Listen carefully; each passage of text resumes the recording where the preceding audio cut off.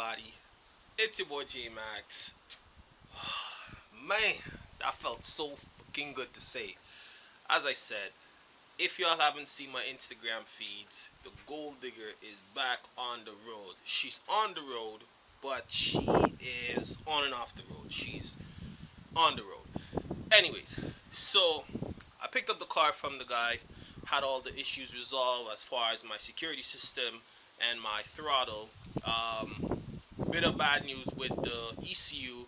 It turns out that the ECU may be fried, so the car is pretty much back to stock. For all those who's been following me for a long time, y'all know that the ECU or whatever, the car is tuned right now with the up rev. So right now, as it stands, the car has no tune, no license, no 7,000 RPM shifting, no 262 wheel horsepower. It's pretty much back to stock because I had to remove all the mods to get the car back to its original form so that the electrician guy could get it solved. Long story, we ain't gotta get into that right now. So took the car out. As soon as I picked it up, me and my boys drove to the west, drove around with them. The car felt fine, and yeah, she's back on the road. She feels good. But yesterday now, I tried to go take a stroll to the mom's house, and unfortunately the check engine light started flashing, which I had the problem from before. This is the valve covers. They're leaking on the spark plug, so it's creating a major misfire. It's idling really rough, so now I have to go to the parts guy and try to get some spark plugs for it to get into it. So as y'all may remembered, I had these custom painted, so these will be going on to solve that issue. Brand new seals, everything, so that will take care of the problem with the misfiring. So I know a lot of y'all been waiting on me to return with the gold digger. I appreciate all the support. I appreciate everything. So I'm gonna just give y'all a little sneak peek at her and show y'all what's been going on and how she looks right now.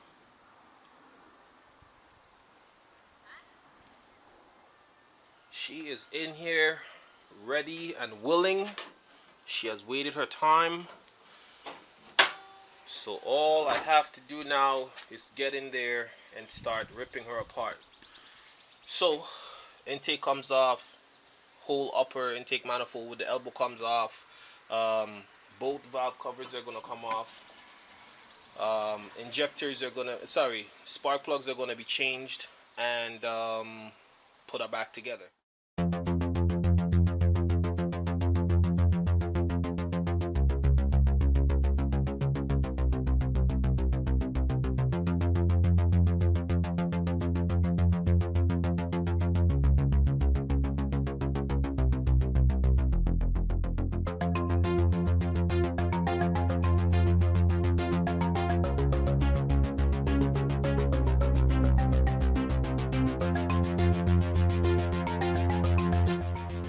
A bunch of these rusted ass bolts. I'm gonna just clean them up and make them look new again.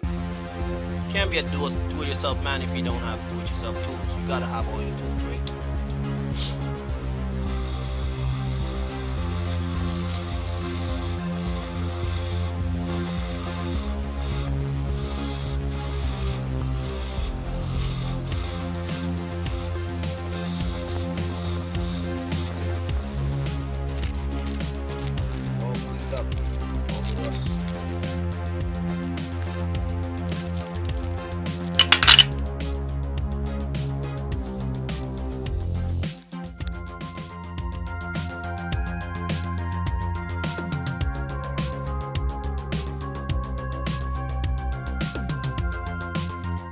Hope I have enough light in here, but this is the rear valve covers off.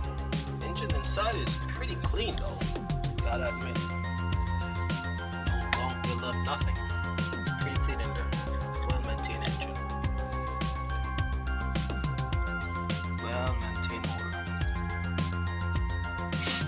That's the rear valve cover. So I'm about to pull out the spark plugs. I know they're all soaked because the seal on the old valve cover was damaged or they were bad, so I'm having random multiple misfires. It was really, really bad to the point that the engine light is flashing.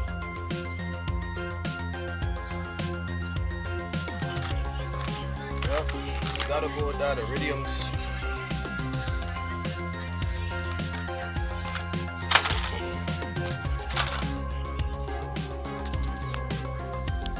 Alright, front and rear valve covers are in.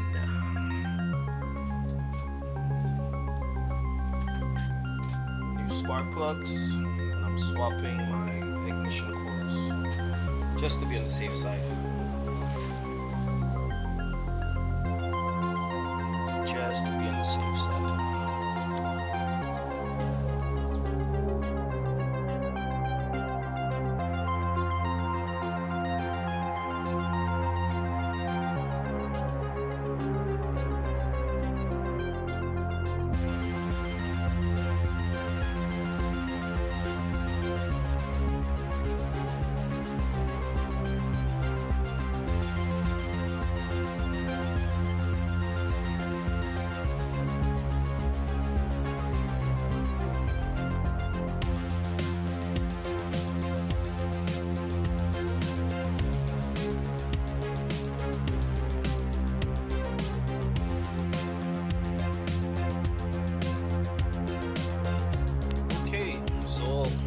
Pretty much this piece of hose halted my project. I tried putting the car back together.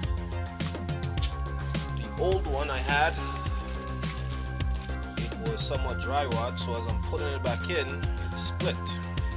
I wasn't sure if I could have installed it with the intake manifold on. Oh, I have a couple of tips for anybody who's trying to do all this nonsense yourself. There's the heat shield here, held down with a bunch of bolts. When you remove that, it opens up a lot of room. So you might, if it's rusted off or whatever the case might be, that's always an option. You can remove that heat shield and, shave off maybe 5 pounds from this heavy ass bolt. It's held down by a lot of screws, so you want to, if it's rusted out, you can remove it. Other thing is, in the back of the intake manifold, there is a bracket that holds the intake manifold firm. It's really hard to screw in and out, so I've created a ridge. I've cut it off so that screw, that bolt, the screw or whatever, slips right in, and I tighten it up from my ear. So that saves me the problem of actually having to screw it out to get it out. So that's also another tip you can do to make your life a little easier. Also, last but not least, anytime you're going in your motor, you want to always cover your intake manifold ports. Always want to cover that up, because you don't want, maybe a screw, a bolt, socket, something to fall down inside of into the engine. It's going to be a lot of problems. So you always want to cover that up. So you see, I covered mine up. I wasn't using it for like a day or two, so I made sure and I covered it up. So always put that into consideration. All done.